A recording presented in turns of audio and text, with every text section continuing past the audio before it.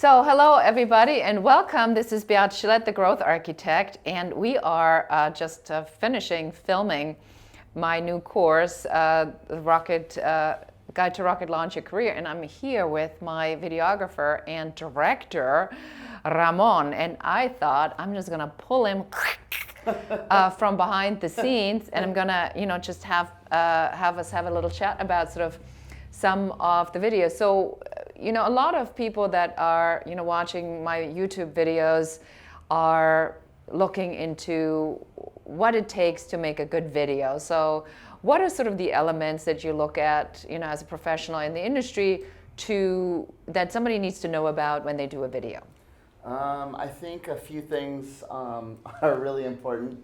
I think story and the message of what you're trying to convey is probably paramount. I think that over production value, over color grading and lighting and effects, I think message is always going to be the most important thing. So if you have an authentic, sincere thing that you're trying to convey, which is normally what you're doing in something like this or any video really, I think that matters the most, and that comes through even if you're just doing a production with an iPhone, or if you're doing it like we're doing it here with cameras and lights and stuff like that. So to me, that's number one. So if you can do that, start with that idea, and then little by little, just layer on one piece at a time as far as your technology is concerned.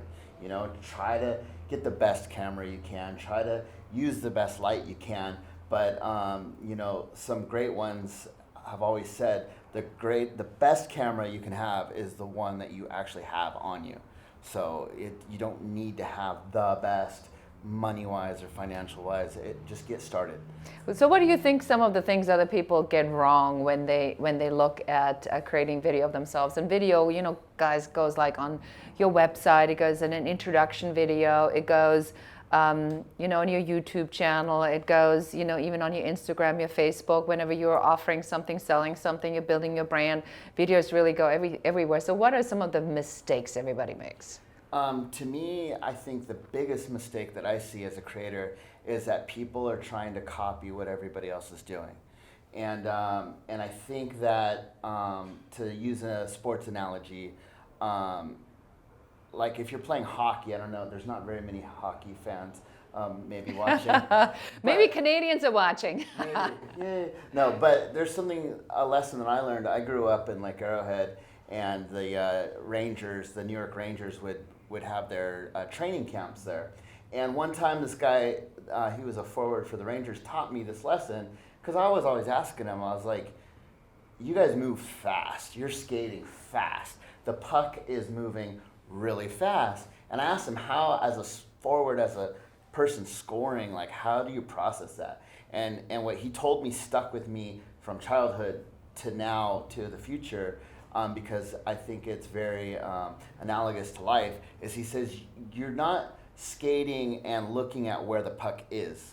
You're skating and shooting to where you think the puck's gonna be. I like that. And so people, to me, often are looking at videos and content creation like, okay, this worked for this person, this worked for that person, look at how popular they are, they're viral, they're trying to find the formula, and they're trying to find everything that's worked before. And while in business it's often beneficial to look at structure and to follow a tradition, in the creative space it's often vital to forge your own path as well, and really try to go to where you think it's going to go instead of where it's already been.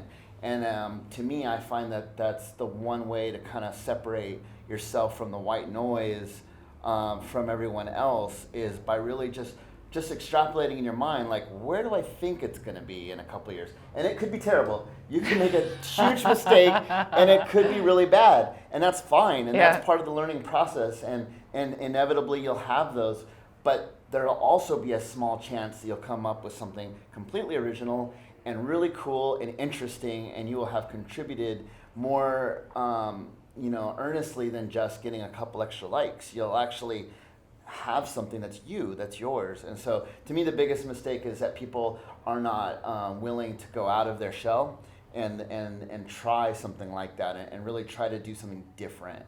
Even though it's really cliche to be different, it's like a lot of people don't actually realize what that means. Yeah. They're following all of the YouTube videos of, oh, well, how to be a success, how to find your niche, how to get more likes, and that's cool. I'm not saying don't learn from that. Learn from that, but then what they say is good artists imitate, great artists steal, and what that has always meant to me was that you take a rule or something that you learn and then you break it, and then you just try it a different way.